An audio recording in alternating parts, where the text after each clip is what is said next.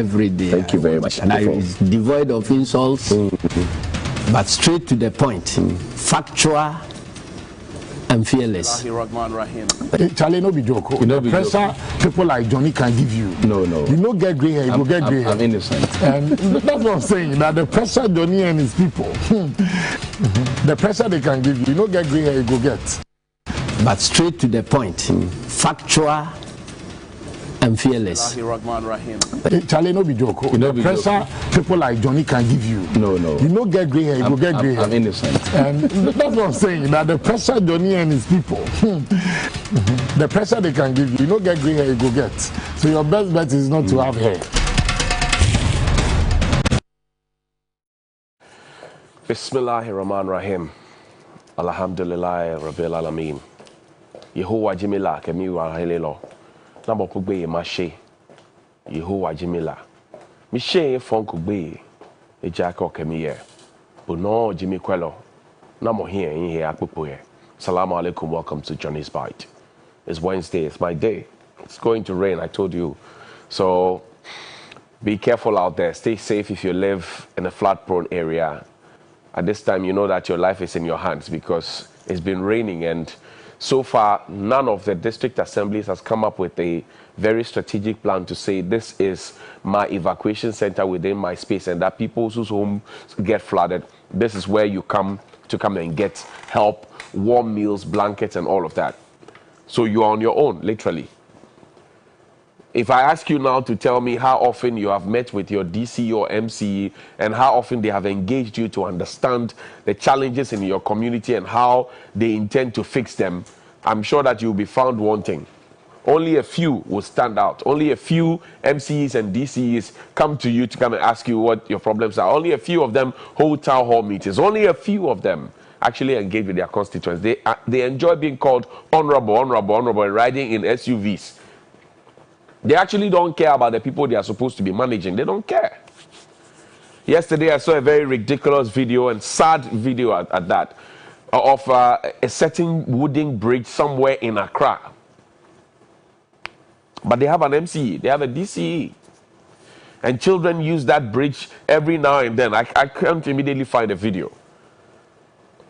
But that's the painful part. The local governance. We say we are doing decentralization, local governance. Governance is being done by the people at the grassroots level. But I challenge you this morning. If you know your MCEs, they mention their name on a Twitter handle, hashtag Johnny's Bite. Tell me how often your MCE or DCE has engaged with you. And tell me how they have given you indication of having a strategic plan to fix your problems. Because you pay your property rate to them. You pay your business operation rate to them. You pay all other rates to them, to the district assembly. But you run to your MP because they were the ones who came to promise. The DCs don't promise. Tell me which of your DCs, and I'm saying it started raining. We know when it started raining. Which of the municipal assemblies or district assemblies are able to say, this is an area in my community I'm creating to help the people should their homes get flooded? None of them has done that. They won't do it because they don't love you. They don't love you and their homes don't get flooded. So they don't actually care about you. But it is your taxes and your money that goes to pay them. And your taxes and money go to give them ex gratia. But they don't care about you. And while they don't care about you, there's also, a creeping danger that's coming in. I was reading the national security document yesterday again. I think I've read it about 4 times. I was reading it again, and the conversation about food security dropped into my head. There are great people have been telling us over and over and over again. And yesterday we demonstrated to you how food has become expensive in this country. And yesterday we demonstrated that to you. We showed you how the price of cocoa has ballooned, how the balls of cake are shrinking, how the size of bread is shortening. We told you, we're telling you the realities on the ground, not the speech. Forget the speeches. And that Ghana is a net exporter of food and why. And we have built warehouses and we have done irrigation. If you have done all those things, the impact should be felt at the market when people go to buy their food. Now, in places where food is actually grown, food is expensive. That is the conversation. So when we asked the question, they told us Accra is not Ghana. Granted, Kumasi is not Ghana, granted. Tamale is not Ghana, granted. But if you have all these ports also recording cases where price of food is expensive, everywhere on their own constitutes Ghana. So those who come with that lame response and say Accra is not Ghana, you may have to keep quiet. Some of you don't even travel outside Accra. You don't know. You don't know. We go around the countryside. You don't know. We don't stay just in the air-conditioned offices. Times are hard. Things are hard. Petrol prices are going up. Again, people are parking their cars to join Trotro. And you know, if we had a better transport system that's running, I tell you, a lot more people will park their cars, traffic will reduce, a quality of work will be assured because people will get to work healthy, happy, and healed, and they will go and work effectively and efficiently and get back home, have a good sound sleep, and can go back to work again. So Ghana, we don't have a public transport system. Our railway system, we created a whole railway ministry. Talk, TikTok. I thought that TikTok is supposed to mean think before you talk. But ours is talk, TikTok. That's what we do. We promised that we're going to build a rail line from the western region all the way to Paga. We gave it a 4-year term.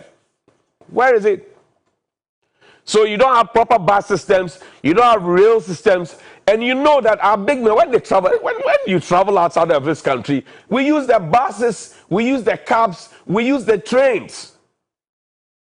You can't, of course, wear your 3-piece suit and go and sit in a certain rickety trotro that will eventually ruin your dress, tear a part of it. You can't do that. So times are hard, times are tough.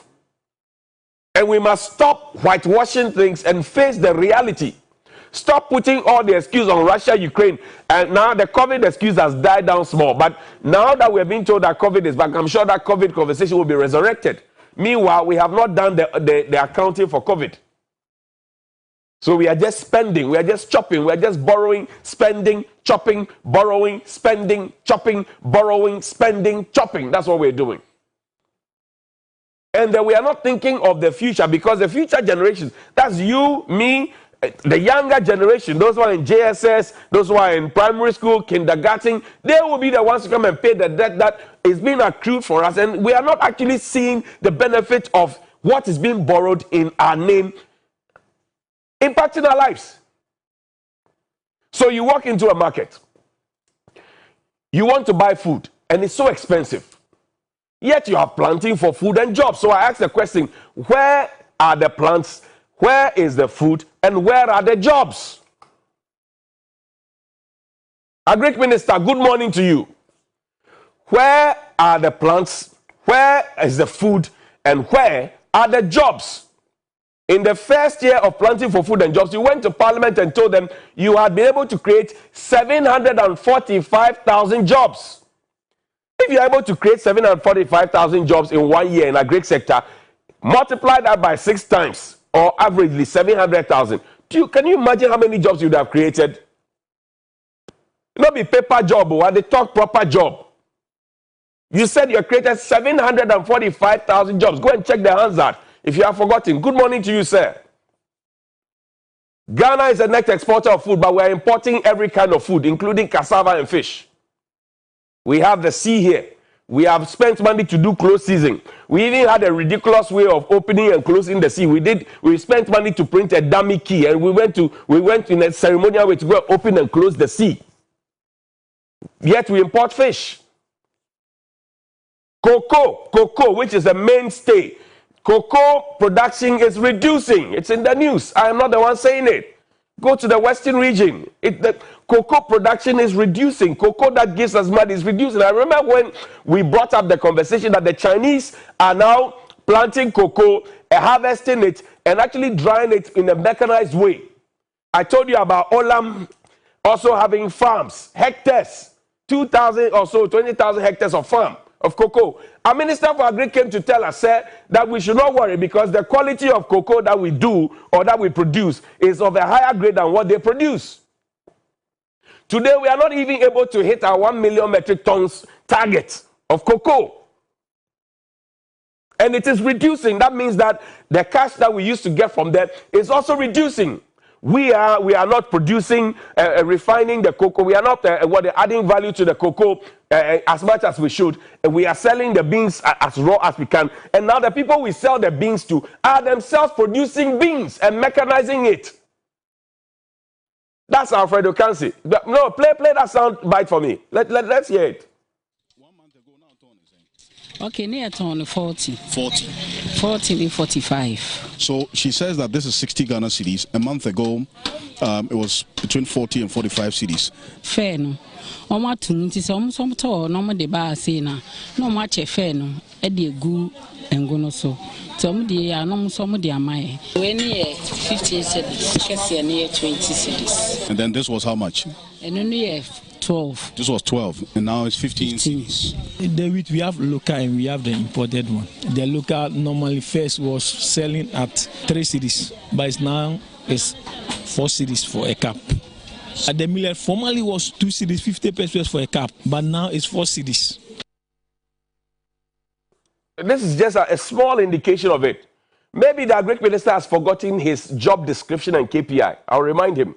And I like what the president did in January 2017, 11 January, was an afternoon between 3 p.m. and 4 p.m. He announced the first batch of 13 ministers at the Jubilee House.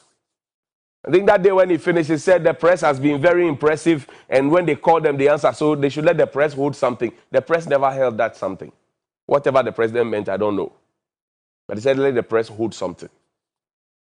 Played back the mandate that the president gave to the Greek minister. Maybe they are forgetting. The Greek minister is going round now. He has billboards everywhere. He wants to be president. You have not finished your Greek minister job. You want to be president. Play the video. We have yet another member of the Economic Management Committee of our government, and another very pivotal role in the economic life of our country. We have seen in these last few years a systematic decline in the performance of Ghanaian agriculture.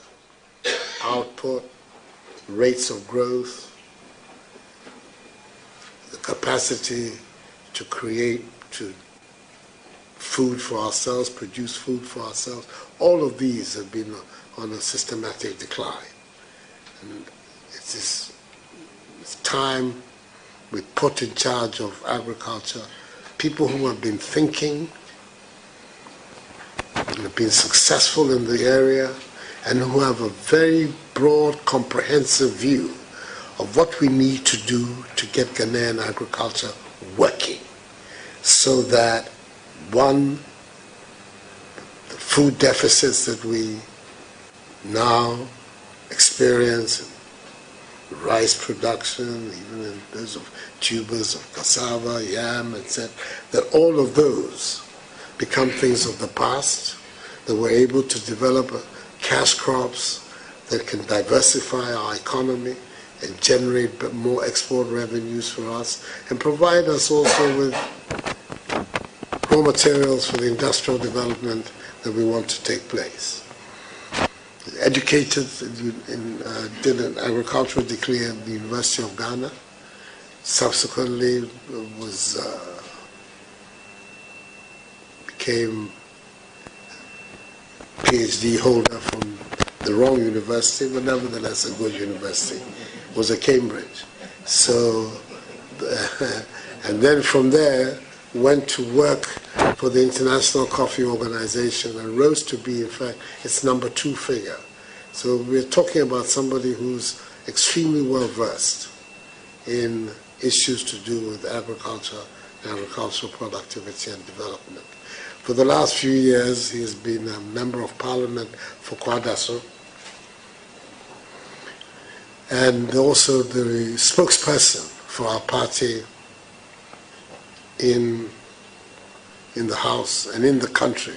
I think many of you have been listening to him and the pleas that he has been making for more appropriate policies for the revival and development of our cocoa industry and other aspects of our agricultural system. I believe that he's in a position to provide very strong leadership to the farmers' organizations, and to the farming community in general. We're talking about somebody who's going to have a very hands-on approach to the development of our agriculture. And it is an area which we need all the help that we can get, beginning with having a proper policy framework which will enable Ghanaian agriculture to prosper. I believe that Dr. Usman Akoto has the credentials to make that happen for us in our country. So he's the person that I'm recommending to the Parliament.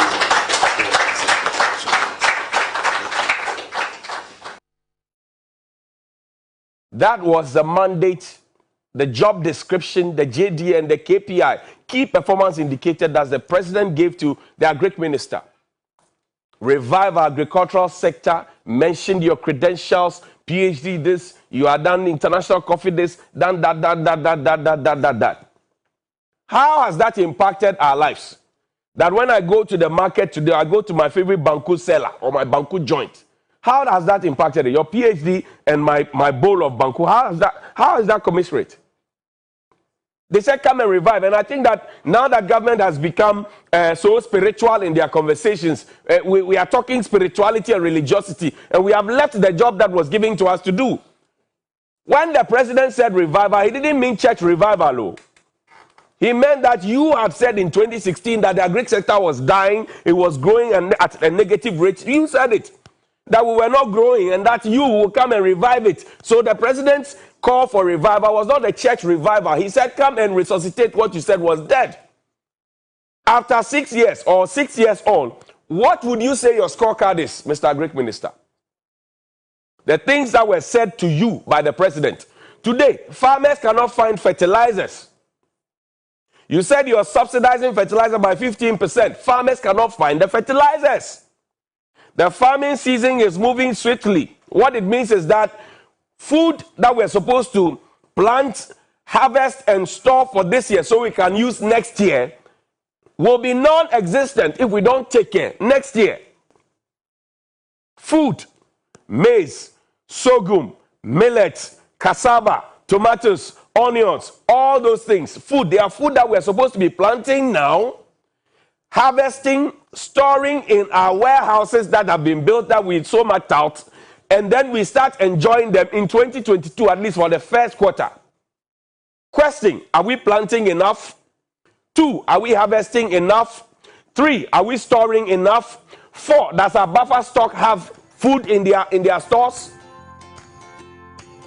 Where are the fertilizers? And if indeed we have created 745,000 jobs in 2017 alone, we should not have young people roaming around. We started youth in agriculture. We trumpeted it. How many young people have we put into agriculture and how have we supported them? The lands that used to be farmlands are now galamsey sites largely. They are now being turned into real estate because when the farmer sees that, I am suffering. Whatever I do, I am not making money out of it. And somebody comes with a proposal that I can build an estate on this land and give you X amount, they will take it. The reality on the ground is that people are trading off their farmlands, go to the west. For galamsey's sake, go around the country. Your mandate is to revive. The revival is not just to keep what we have, but also to expand what we have and make sure that food is readily available. You see that when you went for your vetting, the second vetting, they asked you about food affordability and food availability. You got angry. Honorable Muntaka asked you that question. I watched it. You got angry. And I'm saying that on this 11th of January 2017, when all 13 ministers, the first batch were announced, you saw how meek they all looked. From Napo to Kenoforiata to the Greek minister, to the health minister, to the national security minister. You saw how all of them, they'll come and stand by the president like this. And they'll be nodding like that. Or some put their hands behind them and they'll be nodding like that. Today, when you ask those same people questions about the job that they came to beg for, the job that the president succinctly described for them to go and do, they get angry. But I've not insulted anybody. If I've insulted them, tell me. I'm only asking questions that this is what the president asked you to go and do. 6 years on, have you done that job? What has been the impact in the lives of the people? It not be insult. And it go be, it no be plan. It go be, it no be plan. Show us your plan, show us your scorecard. Get up, go to work, and make sure we have food in the market to eat, and the food is not expensive. Times are hard, times are tough. Good morning to you.